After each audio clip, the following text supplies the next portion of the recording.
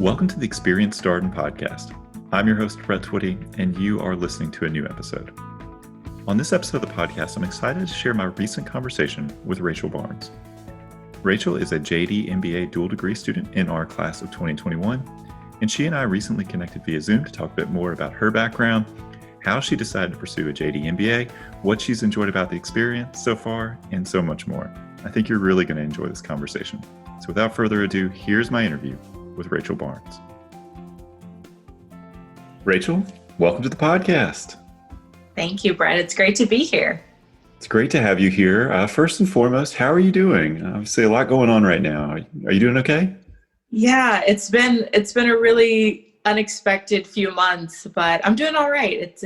I'm making it. I'm here in Charlottesville, keeping in good spirits. Good. Have you picked up any new hobbies or activities in the midst of the pandemic?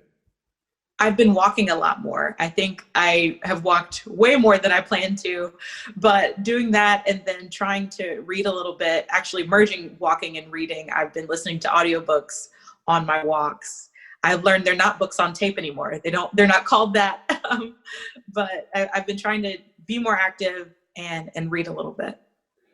I love that. I'm a big reader myself. What's the last thing you listened to? The last thing I listened to actually was a book called First, which is Sandra Day O'Connor's biography.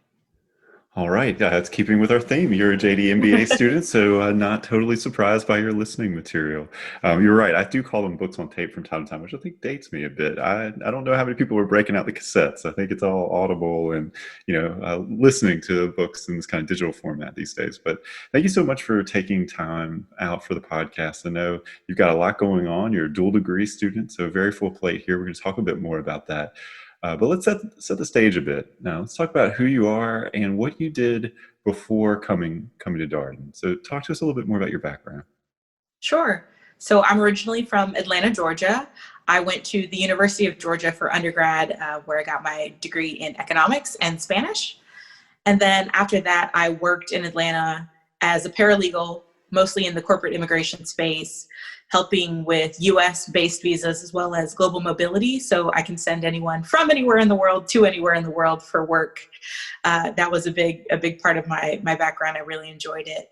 I also interned for the DA's office, the district attorney's office in Athens, Georgia, which is mostly criminal law, and decided that it was a bit more intense than I was expecting. And I think law firm life was something that was still very appealing to me. So I decided to apply to law school and started at UVA Law in 2017 before starting at Darden in 2019. All right. I was going to ask you, where are you in this process? So we got that already. So you're ahead of me. This is when you got a skilled podcast guest on your hands. So thank you for that. So obviously, listening to your story, hear that you did sort of legal jobs and that you were very much on that path. How did you decide to pursue a JD MBA? So like I mentioned, my undergrad degree was in economics, and that was very business focused. I graduated from the Terry School of Business at UGA in the undergrad capacity. And I was still very interested in that, even though I had a law focus. And so going into law school, I was very open to pursuing a dual degree. I wanted to broaden my knowledge base, and I'm a huge nerd for school. And so more school seemed like fun.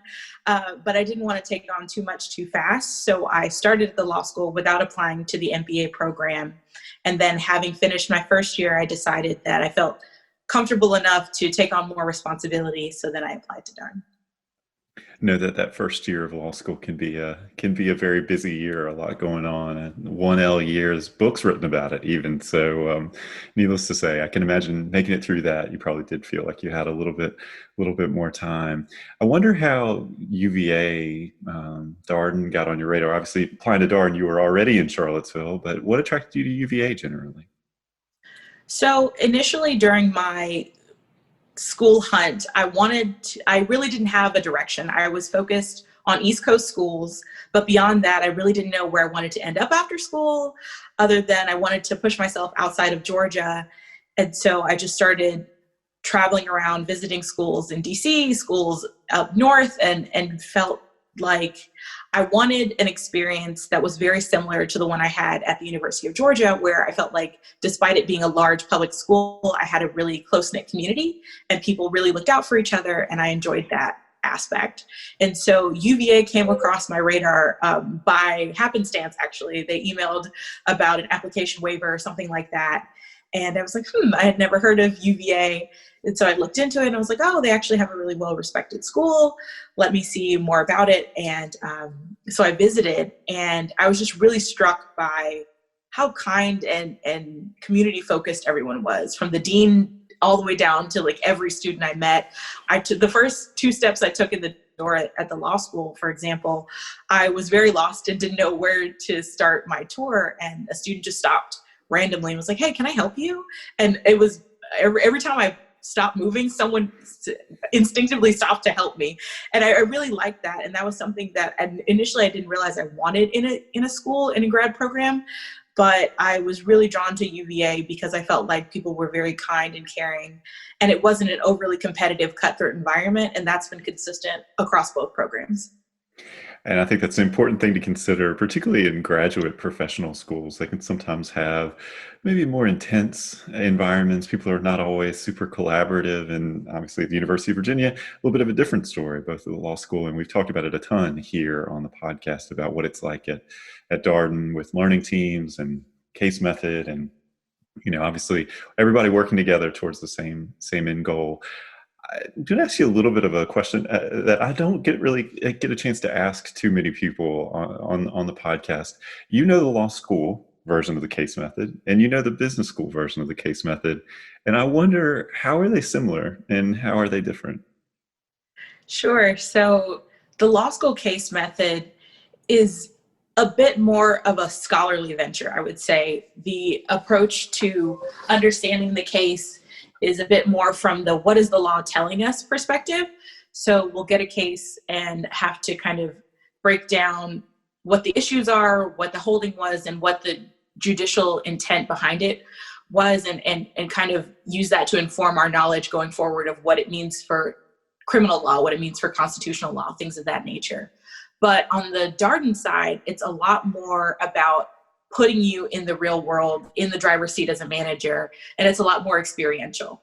So from that perspective, you're given a case and you are meant to put yourself in the shoes of whoever's making the decision and think about, okay, well, there's no right answer here. So what information can I pull from in the case to make an informed decision? And I think that ambiguity is very unique to the Darden case method. And you don't quite get it the same at the law school because there's already an answer. It's already been decided. And Darden cases, while they're obviously, if it's a real world case, there was an outcome. But in that environment, the understanding is there's no right answer. I love that explanation. Thank you so much. It's such a great way of sort of helping people understand how these are a bit different from one another and pull on some of the same skills though, right? Communication is at the crux of what you're trying to do. So, as a dual degree student, you can apply, at the front end as you're coming in, say to both the law school and the MBA program, or you could apply after you've matriculated, the path that you've chosen. I'm curious what your schedule has been like. So you've done your first year of law school. Where are you on this journey right now? What classes are you taking? What does it look like? Are you bouncing back and forth between both schools? Yeah, so you're right. Darden and UVA generally are one of the few schools that lets you start a little bit later in the process, which I personally enjoyed because I was able to pursue leadership opportunities in both schools with the timing. So I have done 2 years of law school, 1 full year of just Darden, and this year is a mix of both. And it can be a little bit hectic scheduling because Darden operates on a schedule, at least during your first year, from 8 a.m. to about 1:30 Monday to Thursday. And there's learning team involvement and things of that nature. And during second year, there's no learning team, but the classes still typically start around 8 and end around about 5, depending on which courses you're taking. And at the law school, we start a little bit later. We start around like 9:30, but there's a similar structure, but there's more evening classes, and short courses are something that the law school offers, which is typically a 1 to 2 week course on a very niche topic. So I recently took one on advising boards of distressed companies and understanding what that looks like from a legal perspective. So my schedule can be a bit hectic jumping back and forth, but everything being virtual right now has kind of improved that a bit and made it a little easier to transition from one Zoom room to another versus trekking next door from law school to business school. Well, one of the benefits of being at the University of Virginia is there are so many great graduate programs. You have a top-ranked law school, you have a top-ranked business school. It's an incredible opportunity. I wonder how you thought about having these experiences complement and supplement each other. So has your work at the law school informed what you've done at the business school and vice versa from a coursework standpoint? It definitely has. I think I've been able to narrow my focus a little bit at the law school through my business school understandings. Like I mentioned, I just took a class on distressed companies, which is very business related, and been very beneficial to my law school understanding. And bringing my law school experience to the business school side, I think when I've taken classes like courses involving entrepreneurship, for example, our Starting New Ventures class is one example. I've been able to bring that perspective to my fellow classmates to help them consider what the legal implications are for different business decisions they hope to make or different legal considerations they should make when starting a company. My hunch is that's not typically a perspective that students are hearing too often in those classes. I think about sort of the relationship between the lawyers and the business people, and business people typically come up with the ideas, and then maybe the lawyers say, "Hey, well, here's some things that you need to think about. You might want to be mindful of the following." It's cool that you're bringing that perspective in real time to those classes. Um, I wonder, we've talked a lot here on the podcast about the adjustment to life as a Darden student in the first year. And you have talked about how the case method is a bit different when you get to Darden than what you've experienced in the case method, but from a law school standpoint. But I wonder if having a couple years of graduate school already under your belt and behind you maybe made that adjustment process a bit easier. What was that like being a first year Darden student?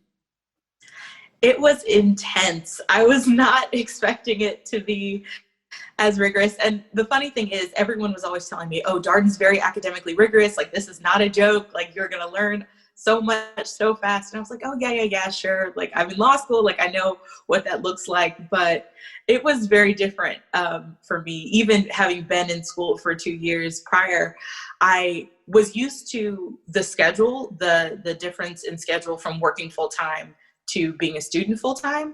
But academically, it was very different because at the law school, you have a course that goes for a semester, and you only are your main evaluation point is an exam at the end.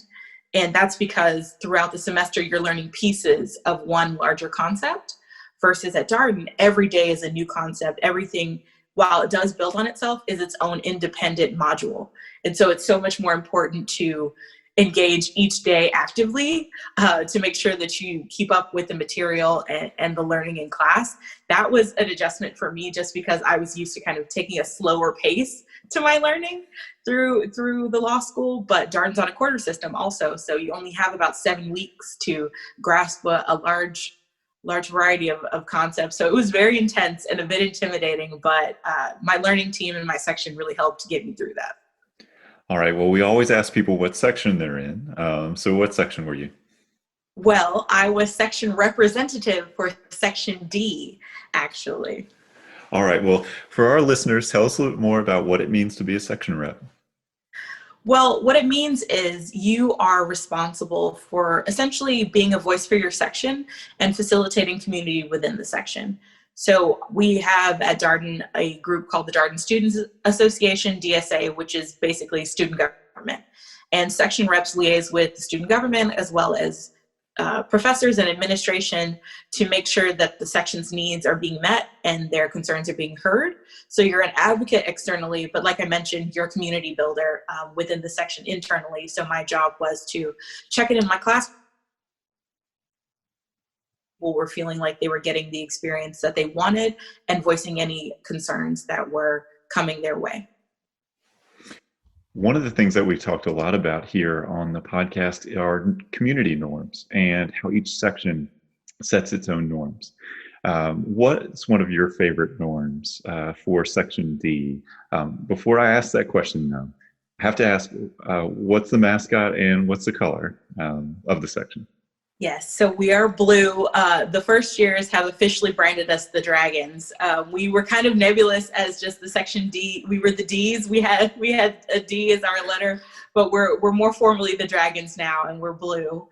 And in terms of my favorite section norm, so we have a cheer that we do at the beginning of each class, and we bang on the table, and yeah, somebody says, "Section D, are you ready?" You say yes. And then you go through the cheer, and then at the end of the cheer, whoever's leading the cheer has to jump on the desk in the front of the classroom, which is a very stressful moment for me because I'm always nervous someone's going to fall. No one's ever fallen. People will just like step up on a chair if they're not confident in their jumping skills. But that's been my favorite, I guess, norm / tradition that we have. So every class, section D, are you ready? Or at the beginning of each day, I imagine. All right, section D, are you ready? And then someone jumps on the table. Yes, every class. The intention behind it is to kind of get people excited and energized for class and hype us up in some fun and unexpected way. I can imagine that's a lot of energy. I love that. You know, it's so funny that you described that. I saw a video of it last year when we were working on a video project, and I was like, "What is going on? Is that like an everyday thing?" And I think the person who took the video was like, "Yeah, I think they do this every day." And yes, you've confirmed it. That is every day. So that is awesome. So one of the other things that we talk a lot about on the podcast is the time management challenges of being a student at Darden. So you have a lot on your plate. You have school, you have life, everything you're doing outside of business school. You have the social activities of the school. So there's quite a bit there, and you have job search. And so balancing all these things can be challenging. How did you manage it all? And of course, you also have friends and colleagues at the law school that I'm sure you want to stay in touch with. How did you balance it all? I think you're right. You know, grad school is definitely a huge test of time management and stress management. And for me, I had to think about what my priorities were because they're social, academic, and professional, like you mentioned, and you can't do all of them at once and you can't go to everything or be at every event. So I think taking a step back and evaluating what should take priority at that moment and going with that, and then letting the other, and accepting that the other things might not be at 100% at all times. So for me, I had already recruited at the law school. So professional was pretty much checked off, but academically, like I mentioned, it was very intense when I first started. So sometimes I would prioritize studying in the morning, so that would make more availability in the evening to socialize, or maybe just going to bigger events that were like Darden Cup or things where I would get to see a lot of people at once. So then the social time wouldn't feel like I was taking away from school, but it's a more bang for your buck opportunity to see as many people as possible. I think being realistic and then also understanding what your priorities are and communicating those priorities to the people who matter to you is really important, because I can't operate in a vacuum, especially if I want to maintain the relationships at all levels that I had before school and during school. So I think trying to constantly reevaluate what matters to me and then share that with the people who matter to me was my strategy. It really resonates with so many conversations that we've had, being clear about your priorities, what's important to you, communication, and really kind of letting all that sort of internal dialogue be your guide, and maybe not focus so much on maybe what other people are doing. That's really hard. It's hard to do in graduate school. Generally, it's hard to do in law school. It's hard to do in business school. Everybody's got their own path. And the advice that I have heard time and again from students is you have to run your own race. And people get to that point of realizing that at different points in the journey. But the sooner you can kind of accept that, I think the better off you'll typically be. So, Rachel, are there challenges with being a dual degree student? We talked about some of the benefits thus far, but I wonder, are there any sort of trade-offs that people should consider if they're thinking about this path? Sure. One big one when it comes to timing of when you choose to start your dual degrees is whether or not you'll be able to graduate with your friends. You know, the people you start with might not be the people who you end with, and for different people that can be a bigger challenge than for others. So that's something I always try to let people know to consider. Also, leadership opportunities. If you are a dual degree student and you start with a one-in-one is what they call it, process, you might not have the opportunities to be in leadership later on because you won't have the same relationships with classmates as you might if you do it a different way. So that's another thing to consider, is if that's a priority to you, to make sure that you build those connections to ensure that you have those opportunities in the future. Other trade-offs, I think, just demands on your time. There's never going to be enough time to do all of the things at both schools that you want to do. So you have to make a lot of tough choices, even just from simple things like which programs should I go to, and who should I have lunch with, things like that, are the kind of things you have to consider. But I definitely do not regret it for a minute, and have been very happy with my decision. That's great to hear. What's the argument that you typically make for doing a dual degree? I'm sure you've gotten this question from prospective students, from maybe some of your friends, and they say, "All right, Rachel, why should I pick this particular path? Why should I do a dual degree?" What do you typically tell them? Well, in terms of the time commitment, if you started at the law school, it's only one extra year, 4 years total. If you're starting on the business side, it's a bit of a tougher sell to say 2 more years, but Charlottesville is a lot of fun, especially if you're an outdoorsy person. So it's worth it.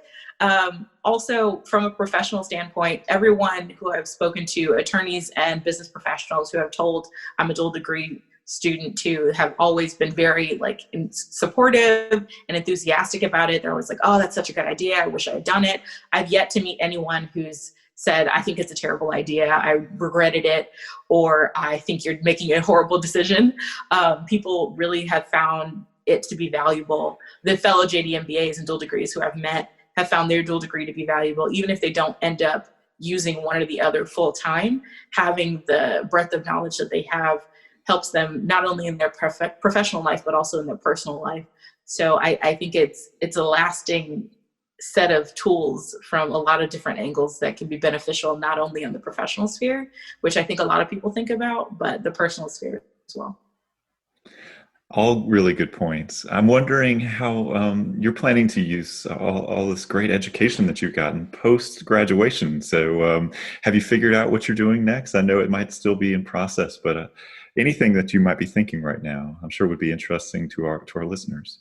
Yes, I do know what I'll be doing. I will be practicing law, corporate law, in Philadelphia, Pennsylvania, at a large law firm, doing primarily mergers and acquisitions work, which is also called M&A for those out there who are familiar, but doing the legal side of deals. How do people buy companies, merge companies, things of that nature? That'll be my primary focus. And I think having the business understanding for what my clients are doing on the other side will be very valuable and help me give them a better, more comprehensive level of service, because I know that there's a bigger picture than just, can we do this, yes or no? It'll be interesting to see how many of those clients will think that you have an MBA. They're like, how does this lady know so much about all this stuff? You're like, "Oh yes, by the way, I have an MBA from Darden in addition to a law degree." I think that's fantastic. I can certainly understand how you will be putting both degrees to work in that work. Absolutely. And congratulations, by the way. That is awesome. Philadelphia is a fantastic place. I'm sure you're looking forward to that. Speaking of looking forward to things, you've got a few more months left to go here until graduation. What are you looking forward to accomplishing in your remaining time? In the time that I have left, I am hoping to put there's two organizations, extracurricular activities that I'm involved in at the law school as well as at the business school: the National Black Law Students Association, of which I am the national chair, and the Darden Business Students Association, BBSA, of which I am VP of Finance. And going forward into this last semester of grad school overall, I'm hoping to put my effort towards making sure that both organizations are in a position to grow and expand and improve to their full potential. That's something that's really important to me. I've given a lot to both organizations, energy-wise and time-wise, and I'm very proud of the work we've done, and I'm looking forward to seeing it through. Did you come to graduate school knowing that you wanted to have those kind of leadership roles? Are these things that you had done previously in terms of being involved with organizational life on campus? Yes, I have been in a leadership role in every organization that I have been a part of since high school. So this was While I didn't know which organizations I would lead, I knew eventually I was going to find my way into some leadership role. I'm not surprised to hear that. That's a common refrain, and many people pick the University of Virginia and Darden and the law school because there's such a great platform for that kind of impact. And student self-governance, you can start your own organization, be involved meaningfully in the extracurricular life of the school. Something that we talked about a ton here on the podcast. So you have a lot going on, Rachel. I'm so appreciative of you taking time out to come here on the podcast. I wonder if you have any final words of advice for our listeners out there. You have a number of prospective students who are in the process of learning about life here at the Darden School and possibly some JD MBA perspectives out there. What might you share with our listeners? Sure. In terms of dual degree advice, I would say if you're considering it, do it. I've yet to regret it. It's a challenge intellectually and emotionally, but it's definitely worth it and will certainly pay off in your future if for no other reason than to have a little bit more understanding in your heart and mind and a new set of tools in your toolkit.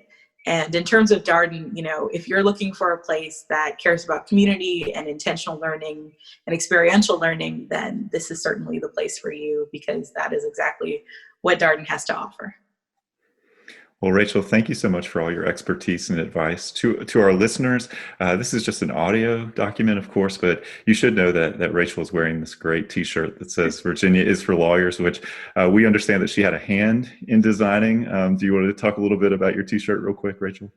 Sure. So in my 2L year at the law school, I was one of the co-chairs of the student government on the law school side, their diversity committee. And as part of that, each year, the law school hosts what they call Diversity Week, where we celebrate the different individuals who are represented in our law school body through different programming. And there's usually a T-shirt of some sort, a signature shirt to commemorate that week. And I was tasked with designing that. And so I remembered the Virginia's for Lovers sign.